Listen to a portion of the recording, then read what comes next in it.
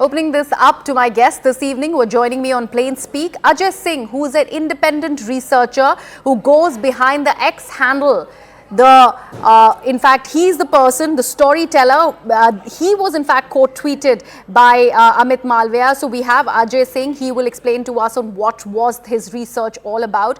Also joining us is Mahima Singh, who's the spokesperson of the Congress Party. Kanishk Gaur, who's a cyber expert, who's also with us. And with us is Advocate Sumit Chandar. We are also awaiting a guest from Bharatiya Janata Party to join us. We will let you know as to who is going to be a part of this conversation. But Mr. Singh, let me begin with you. I'd want you to explain to our viewers what went behind this research of yours, and in turn then how are you making this connection of a George Soros funded NGO involvement into Apple's affairs? So, see, in a nutshell, we have 34 generations of iPhone right now in use since 2007, right?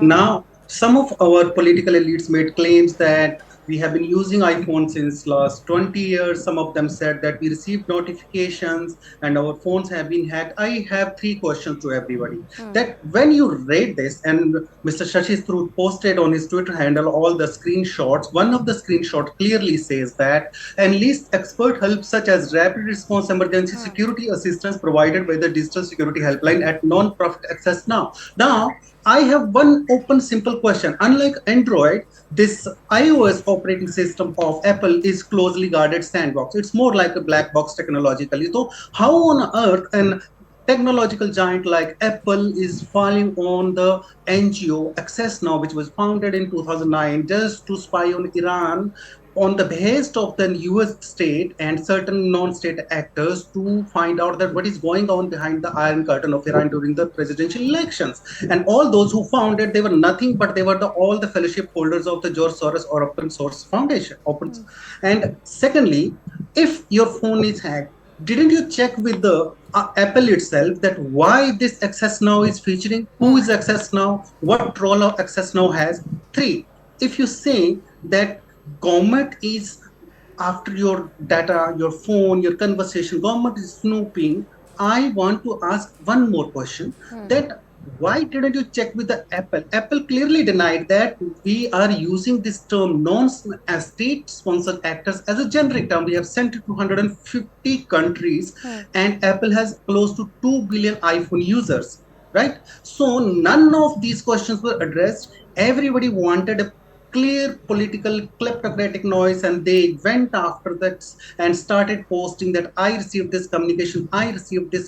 But my simple question was that as an iPhone user, you should have used your sense. You should have asked a couple of relevant questions to Apple, that is it sent by you? And if somebody have checked with the Apple would have, I'm pretty sure they should have simply told them that no, this is not, we are talking about India specific or Modi government specific or a BG government specific. We are talking about 150 countries. Now coming to the George Soros connection, the Access Now as a think tank, as a non-profit, is coming under the IRS 501 guideline of the US government, where they are clearly mandated the freedom that they can describe that what are their donors and they cannot describe that those donors. So most of those left-leaning neocon think tanks, they work under the shadows. Nobody knows who's paying them and who's not paying them. What are the source of incomes? What are the contributions? Who are the donors? Whatever they are. We'll get to that point later, Mr. Ajay Singh. But let me actually bring in Kanishk Gaur on this. This is an important thing that you have, in fact, flagged for our viewers. Kanishk, I went through the Apple support website. There's no mention of Access Now somehow. Yet, the alert that was in fact sent out to these 10 political leaders, MPs, they have in fact in that alert have had a continuation message from Apple which mentions about Access Now. How does one explain this? So thank you for bringing me here. The key point is that Apple gets a lot of threat intelligence and signals from different organizations, and Access Now is an independent organization which conducts its own research and also shares this threat intelligence with Apple. Okay. Now, Apple could use third-party threat intelligence to find out if there are any state actors which are trying to hack or hijack systems of key people and then inform them. Now, this is a responsible disclosure from Apple, Yes. which could be from any third party. It could be from Access Now, it could be from Citizen Lab, or it could be from a computer emergency response team of an organization as well. So they are going to validate, and if they find any value, they are going to inform the users. So Apple has done that responsibly. Okay. Bringing in a political element could get this really wrong today, because there were people who are not part of the opposition and who are notable figures in this country, which includes people like Samir Saran, who leads Observer Research Foundation, is as a president. He has also received this alert. There are people who are pro this government as well, who have received the alert as well.